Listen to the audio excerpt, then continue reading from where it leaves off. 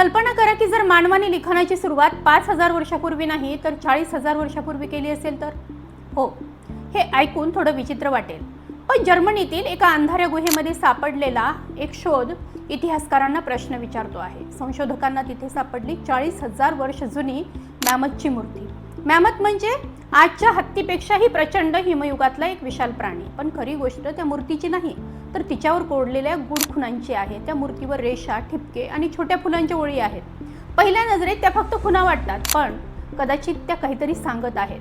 कारण आजपर्यंत इतिहासकारांना विश्वास होता की मानवाने पहिले लिखाण फक्त 5000 वर्षापूर्वी सुरू केले, म्हणजेच मेसोपोटेमियामध्ये, म्हणजे आजच्या इराकमध्ये जिथे सापडली होती प्रोटोक्युनिफॉर्मची लिपी.